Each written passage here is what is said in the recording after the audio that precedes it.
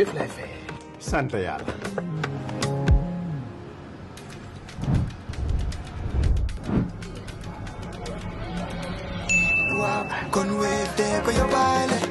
Looy xaar utal Wave nga scan nga fay nag doo ci yokku dara.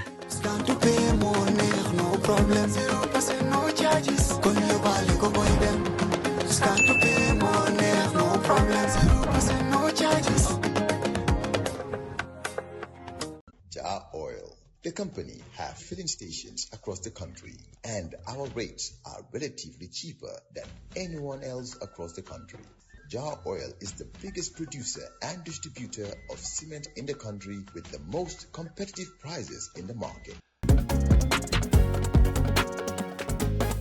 In the Gambia, we all move to different paces. Time is money, convenience is power, and now both are in your hands. No more long lines, no more late payments, no more missed chances. Not anymore. Because now the Gambia has its own super app, Zap. One app, one tap, endless convenience. Send money instantly, pay your bills in seconds, shop without borders, pay your rides, order your meal, buy your ticket, deposit and withdraw money for absolutely free. No extra charges, no hidden fees, only on Zap Super App. This is not just convenience. This is confidence. This is the future in your hands. And the best part, Zap is born right here. Built for us, designed for every Gambian home, every Gambian dream. So don't wait in the past. Step into the future. Download Zap today on App Store and Play Store and enjoy endless free services. Call us today on our toll-free number 1666 or on 260-0001. Zap. All in one. All for you. Tap in. Zap in.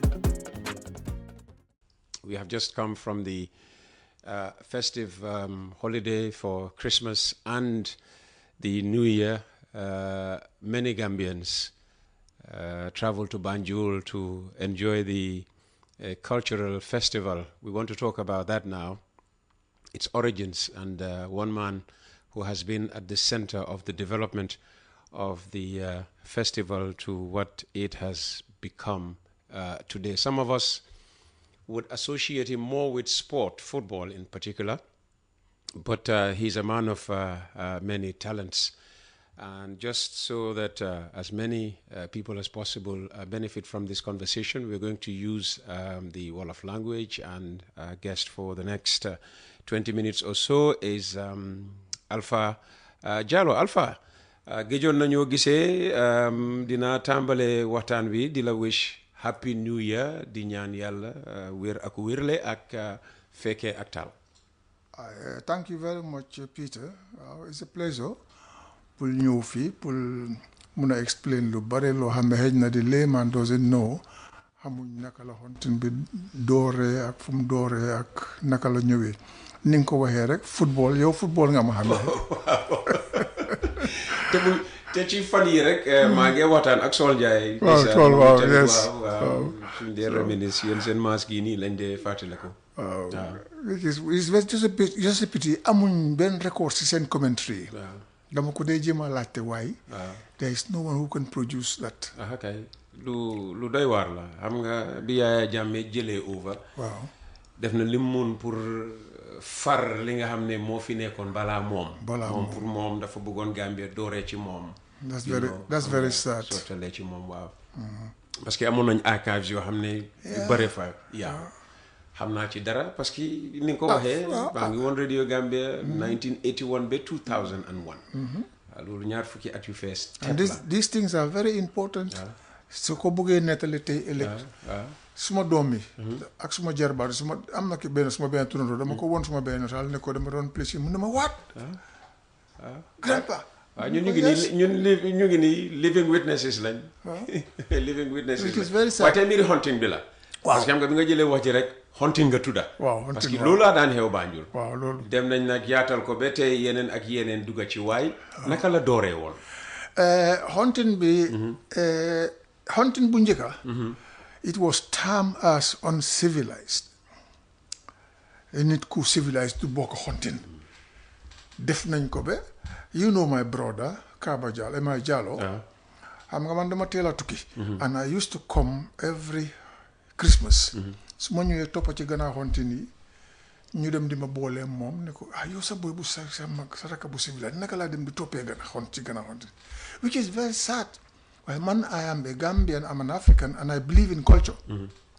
waaw so man dama diggaroon boppa bi nga xam ne su ma ne dama def lii dama def lii for example Ekumbaba bi nga dégga tey mu ngi originated from Starlight Football Club and indi woon na confusion even which was Yosa Football Club. waaw ñu bëggoon a tasaaroo waaye ndem si ñu ngi amoon ay mag yu baax ndem si yàlla Ousseynou Ndiaye mu mediate ba nga xam ne ñu ñëw because ñun dañ amoon ay groupe for example you know Banjoko Amad Dimba Okan Soya Alaaji Sarr Belay Prom ñun dañ divatoon ne ñun dañoo def si hunting society gars yi ne nag dañ ñoo daxa waaye ñun ñu diggal rek xam nga façon yooyu leen culture bi Gambia is a pity xëy na léegi mu ngee tane waaye ñun li ñoo def ni su fekkoon ne Sénégal is going to is something big waaye ñu ngee try nag waaw ministre baa ngee try waaw mu ngee maaga ndanka ndanka soo ne nit ñi dañ ko gisee woon lu uncivilized dafa amoon yeneen yiñ ko méngale woon wala lan xam nga dañ daan woon mbiri xéréem ak yu kenn xamul exactly waaw dafa dañoo jaamu xéréem dañoo xeex well to be frank hunting dëgg da nga am xéréem da nga am xéréem da nga ñu ngi ko ooyee ogum da nga samp sa ogum ñeneen ñi ñëpp ku amut loolu rek ñu ngi laa taamee as odele mooy hunting foyantu waaye naa la neemal one of the oldest hunting society mooy odele our rivals with Ekumbaba Omojesa ak yooyu waaye di nga gis ne most of these hunting societies ñu ngi originated from Ekumbaba yoo xam nga am na ñoo xam ne bëgguñ leadership so confusion for example Omojesa yaa ngi am kenn koo xam ne dañ ko war a tudda muy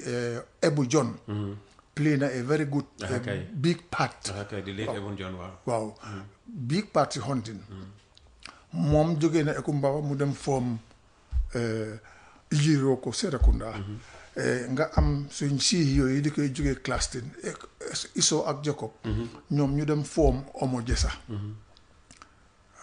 nga amati Kweku Harris ñoom ñu dem form naka gars yi nekk Long Street maa fàtte seen tur so di nga gis ne nii la affaire gi di dem di spread because gars yi dañoo xeex ak dañoo def lii ak dañoo def lii waaye man I believed in it and I spent a lot of money pour lu bari pour ndax hunting bi dem ci kanam waaye hunting moom fu mu cosaanoo waaw actually we talking about Freetown okay gars yi Freetown yi ñoom ñoo ko indi fii okay you have the oldest society mooy woon li ñoo ooyee diamonds soo xamee magistrate joy na xam nga ko ndem si yàlla si ndem ñooñu ñoo fa nekkoon nga amee ñoom ato Grant you know ñu nekkoon Haddington Thompson waaw so ñooñu ñoo ñëw gannaaw gi nga am Odile waaw then after Odile ñun ñu ñëw waaw soo gisee sa rivalité bii ni mu am suñ diggante ak Odile ñun bi ñoo bëgg a door suñ hunting bi gars yi dañu wax ne duñ génna yow soo fàttale ko bi nga nekk xaleel doo daan gis hunting ci mbedda bi de ñeme ñu loo dofuloo sax nga taka hunting waaye dañ ko nangu waaye ñun biñ dooree di ñëw den every bu fi mu nekk koñ bu nekk am na hunting waaye loolu amutoon because it's a secret society am ay secret yi nekk waaye ba pare nit ñi xam nga tam education ak media bi dafa tax sa bët ubbeeku jamono bi ñoo nekk xaleel people were afraid of these things because dañ daan dem bàmmeel so ñu dañ am ay seen garab because bàmmeel lañ daan génn see ñëw biir dëkka 6 o'clock 5 o'clock ci suba waaye léegi xam nga things dafa change waaw léegi yaa ngi am lu waraloon di dem bàmmeel lu waraloon di génnee ci bàmmeel bi secret yooyu noonu yëpp cérémonie yi ñu daan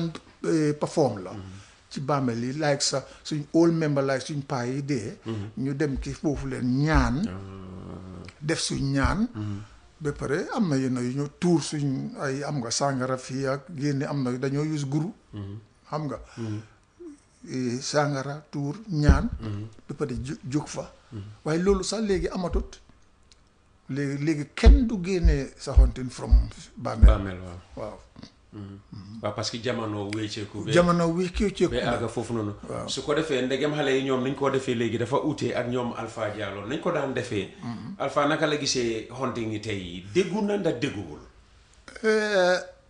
both sides mun naa wax ne dégguwut about 80% dégguwut because it's just ñoom ñu ngi ko jëlee as fo ñu ngi ko jëlee as waaye ñun ci big societies we have our ways waaw balaa ñoo génn am na ñoo perform ak yooyu leen waaye xam nga we are in a civilized world today you cannot stop anybody pour mu def anything it's a free world so bu njëkka defuloo xaleel soo li fi ne takkaxonte dañ koo jël nangu ko te paa yi dañ leen a support waaye that you cannot do today nga wax fi mbiri xeex waaw dafa bokk ci cosaani hunting waaw fuñ dajee dañoo xeex lu daan waral xeex bi it's very difficult to explain waaye ñaari hunting suñ dajee ñaareel all living foog xeex am rek nobody can explain why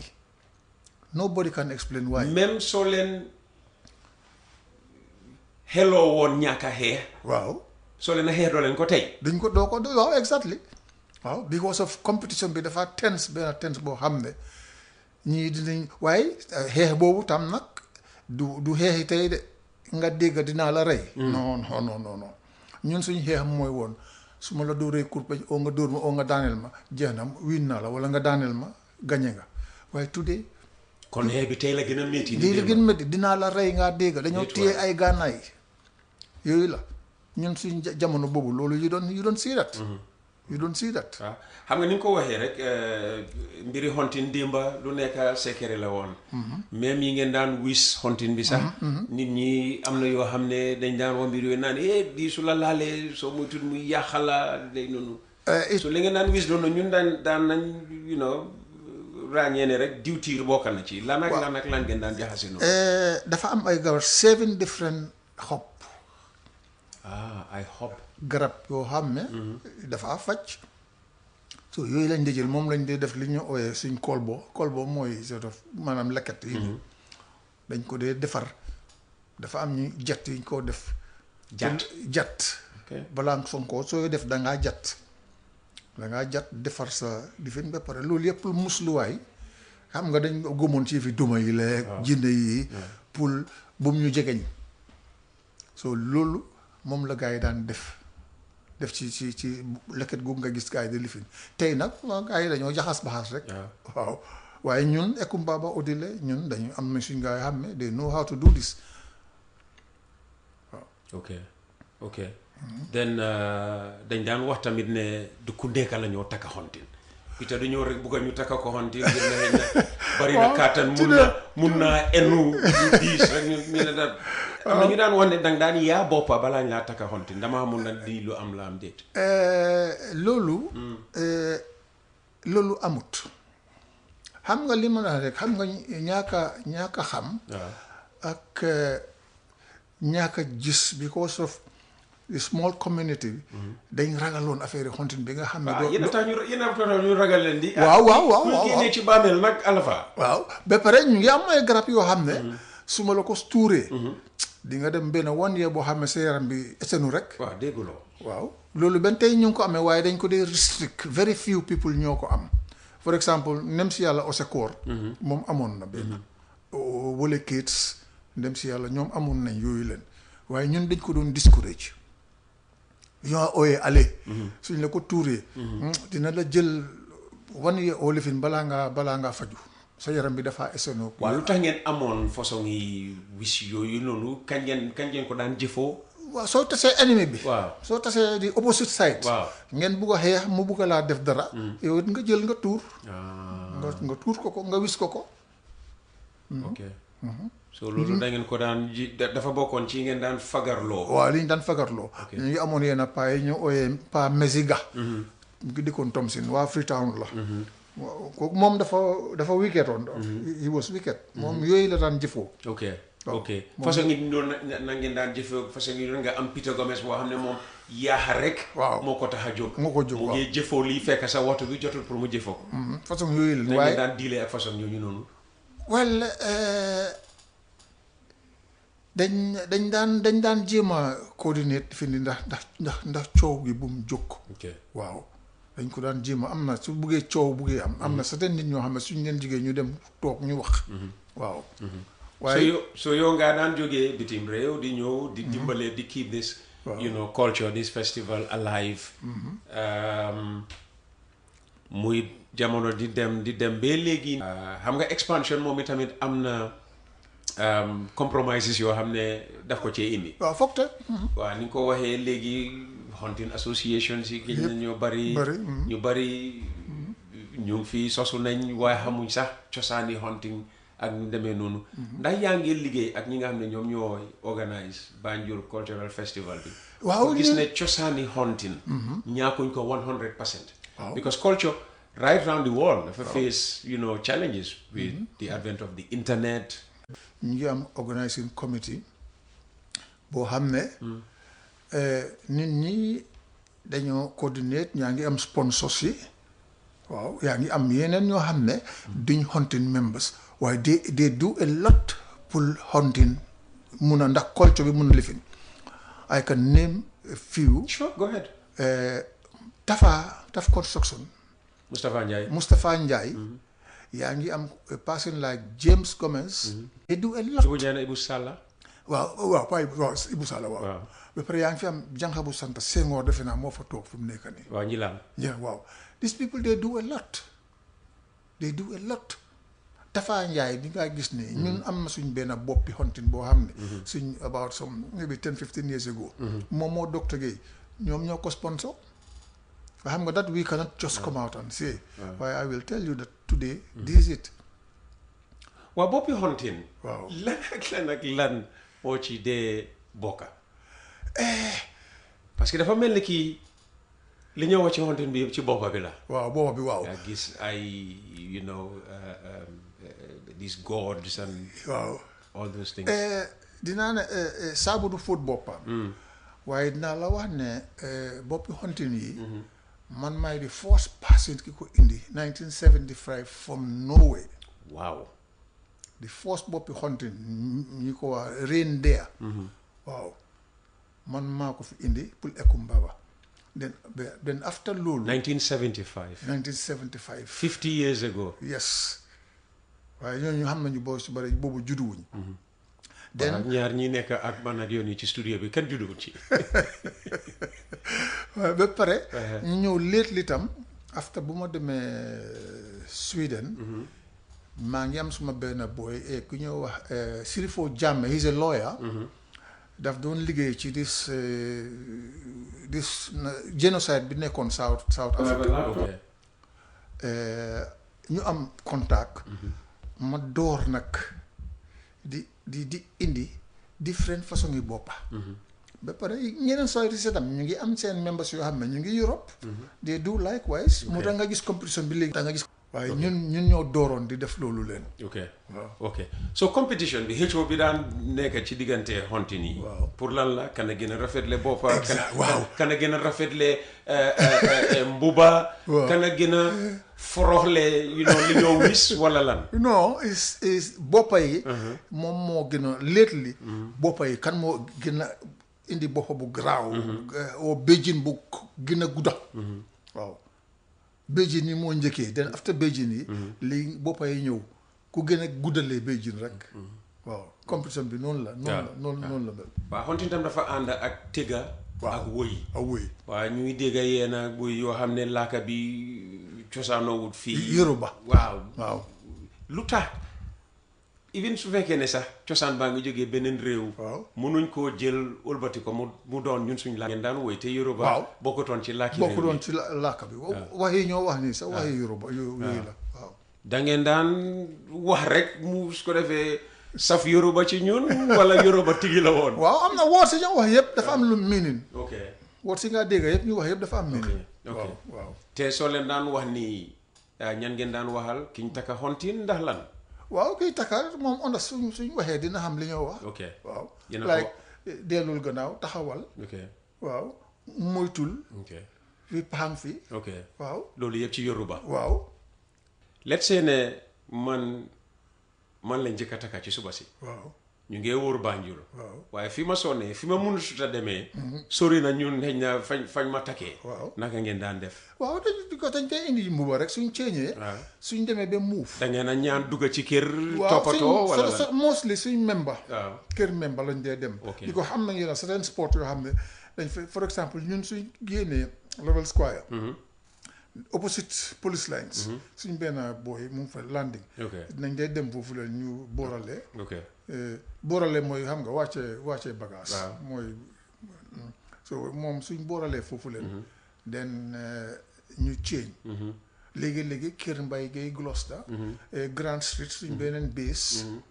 foofu leen. so loolu noonu la day demee. ok te du daan am cosaan boo xam ne di ngeen ko def balaa ngeen ko simi di war a solal keneen. waaw balaa defaat cosaan am nga mbiri cosaan moom lu nekk rek. waaw xam nga fi wax nga fi mbiri tuur ak yoonu. suñ xasee door. waaw am na yu ñoo def pour seet ndax yoon bi tey dina leer.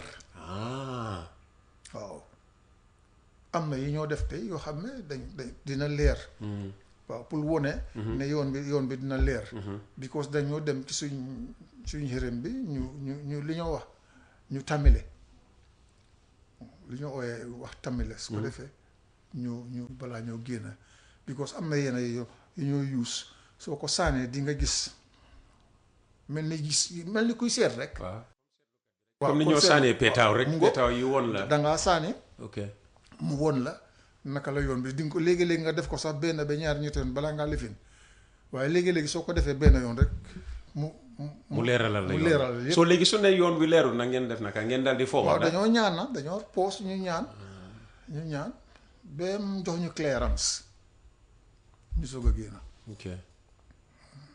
ok that's interesting. Tombong Sedi mu ngi déglu waxtaan wi yónnee nañu text message. Good morning Alpha. It is commendable of you to invite Alpha Jallow to talk about hunting. He's one of the people who has dedicated his life and resources to preserve and promote the culture of hunting. Hunting is a unique cultural masquerade that needs government support. The New Year's Day Egere could be a great tourist attraction if properly organized. Naka lañ mëna def ba aga fi nga xamne mom la Tombong ene Egere bi. Tombong dina mëna wax ne Tombong has played part in Ekumbaba. Because am na jamono boo xam ne suñu yenn sponsors yooyu moom moo ñu dee dimbale. pour ñu am sponsors. well ñu ngi involve ministre bi.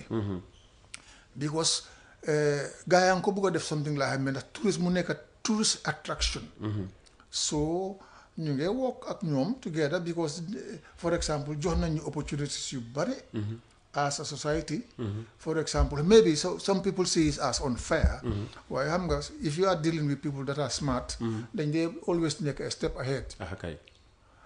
Arch bi fi ñoo play noonu ñu ngi am MOU boo xam ne allow na ñu fa play every year for 25 years. Okay. That was organized by xam nga man maa suma yenn gars yi. People with foresight. Nit ñu mën a gis ëllëg. waaw nit ñu mën a gis ëllëg. we have somebody ko xam ne moo woon suñu président ki ñuy wax Clifford Adams.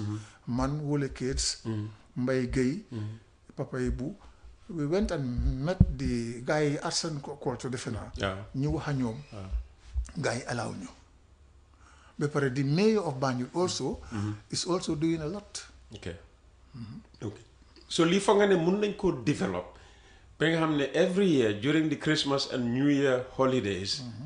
not only Gambians yi nga xam ne ñoo day ñëw time boobu noonu waaye yeneen réew dinañ dégg about festival bi ba mu jaral leen ñuy dem on cultural tourism to the Gambia ñëw di seetaan ñun suñ. Of course boobu dafa dépend xam nga ñun duñ mën a def loolu. dafa difficult because we don't have the resources. Oh no, working with the tourists. Why tourist living bi. The tourism ministry. Tourism ministry. Wow. Which I think Abdou Diop is really in for us. waaw moom waa Banjul la. waaw waa Banjul la xam na xontin. waaw xam na xontin. he is prepared daf ñu dee dimbale bu baax a baax. waaye product la boo xam ne mun nañ koo développer mu njëriñ not Banjul alone waaye réew mi yëpp. di Gambia as a whole.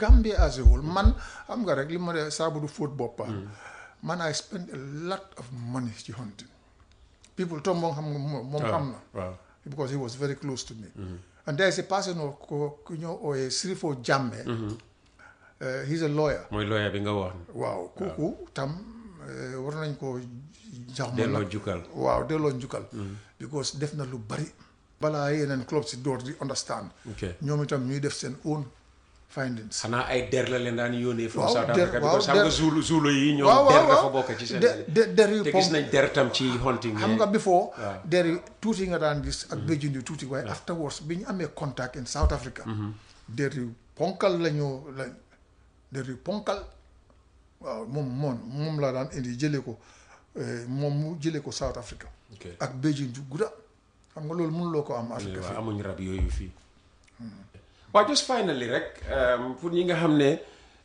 dinañ gis nit ñi saa yu nekk first of January ñëpp utali Banjul ñuy laajte waaw ñii la leen a yóbbu Banjul lu ñàkk a fayda lii di ñàkkal fayda li nga xam ne mooy xew Banjul nanga loo am pour wax façon ngi nit ñooñu well xëy na tam ñàkk a xam la rek because culture li moo indi ci réew dafa bari su fekkee ne understand nga ko ba pare nga promote ko def ko ci with respect nga involve the community government downwards ba to the last man ñun noonu lañ doon defee te loolu suñ ko defee dafa promote Gambia dina tax tourist yi ñëw ñeneen ñu nekk even Sénégal ay keroog am na ñaar ñu ma ñëw interview dégguloo di ma laaj naka la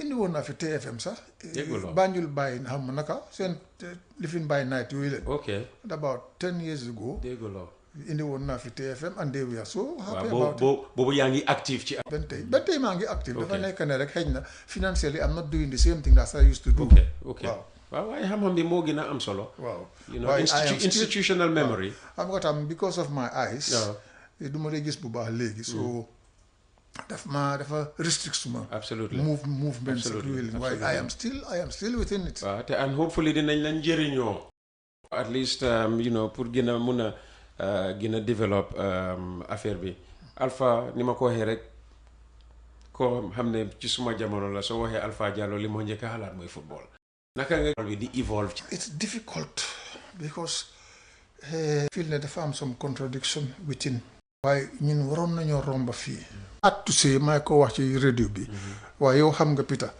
ñun suñ jamono ñoo xam ne tey I mean Tony Joyner Charlie Boy Idaka Doudou Sène these people can play professionals yoo xam nga li ma wax like so leen compare why we didn't have the people because ñoom seen team si rek lañ doon xalaat they never ñun ñu génn yëpp yaa génne sa boppa nga soo génnee nga dimbale sa xarit mu ñëw waaye there has never been a signed contract boo xam ne Walidaan or Starlight or Arans ñoo ko arrange pour seen player them out waaye today Real de Banjul are doing this Hawks are doing that which is very sad waaye I hope ne lii dina ubbi seen but one like Real de Banjul they are doing very good and Hawks xam naa ci loolu ne ñoom dañ dee def because they send people dañoo yónnee seen boys yi ñu ngay dem practically all the teams tak léegi Real a ci gën a ràññeeku ñoo ci gën a ràññeeku waaw waaye loolu moo ci saat waaw waaye is difficult and our academics xam nga football there is a way it's not just kicking the ball we don't have maybe qualified coaches which is very important today kan nga am ko xam ne am na a license pour coach a team man mi wax yow nii dem naa ba almost li ñoo stage 3 in Sweden almost equivalent to a license soo amut loolu doo mën a jéemantal because football is just about okay bu njëkka ma joxe ak somebody koo xam ne is a legend Remy Allen xaw ma ndax xamoon ko suñu amaan gan dafa ne sànni leen ko bool bi su ko defee mu gis kooku soo ko play a good player soo ko sànnee bool du ko téye dina ko jéem a contrôle def that guy amoon na xel because moom football mooy won neen bool bi dafa war a daw ci suuf waaye suñ amoon yooyu leen di try di yónnee boy si ñuy dem ndax ñu am knowledge bi waaw ok talent am na waaye there is a way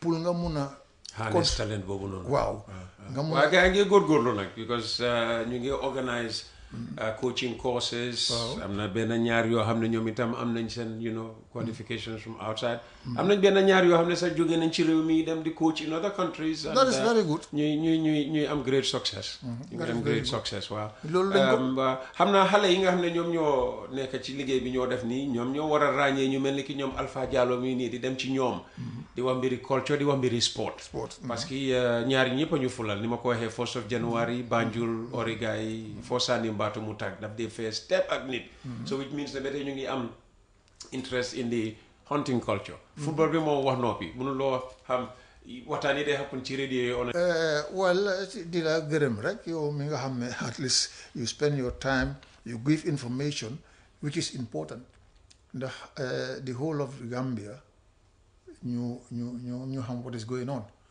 and di encourage the youths di encourage teams yi ñu try di am ay academic di from very 7 years xam nga di lii yëpp am na time maa ngi wax sangdong pour wax ko ne am nga mi dañu war a door di am league from 10 years loolu mooy yóbbu football kanam waaye we don't have it in the Gambia do we junior league su ko defee di nga gis talent ñi jógee foofu leen up to 18 years loolu suñ ko defee dafa tax football bi gën a baax ba pare ñu yóbbu ko nag ba base waxuñ ne fii de xam nga before it was only Banjul absolutely it was only Banjul waaye there are people that can play football more than kii dëkk Banjul so these are the things yoo xam ne suñ ko defee football bi dinañu yóbbu kanam. Very good. Alpha, thank you so very much. And that brings us to the end of today's edition of the program.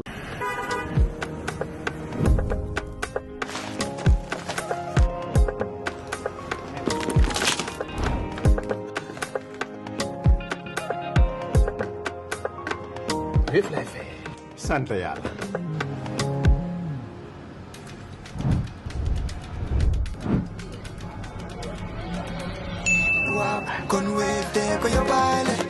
looy xaar utal Wave nga scan nga fay nag doo ci yokku dara.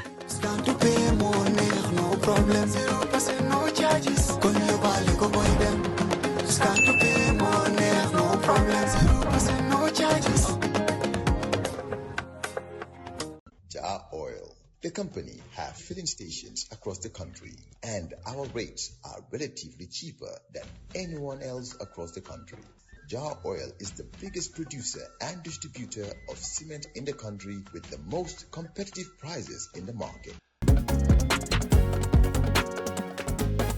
In the Gambia, we all move to different paces. Time is money, convenience is power, and now both are in your hands. No more long lines, no more late payments, no more missed chances. Not anymore. Because now the Gambia has its own super app, Zap. One app, one tap, endless convenience. Send money instantly, pay your bills in seconds, shop without borders, pay your rides, order your meal, buy your ticket, deposit and withdraw money for absolutely free. No extra charges, no hidden fees, only on Zap Super App. This is not just convenience. This is confidence. This is the future in your hands. And the best part, Zap is born right here. Built for us, designed for every Gambian home, every Gambian dream. So don't wait in the past. Step into the future. Download Zap today on App Store and Play Store and enjoy endless free services. Call us today on our toll-free number 1666 or on 260-0001. Zap. All in one. All for you. Tap in. Zap in.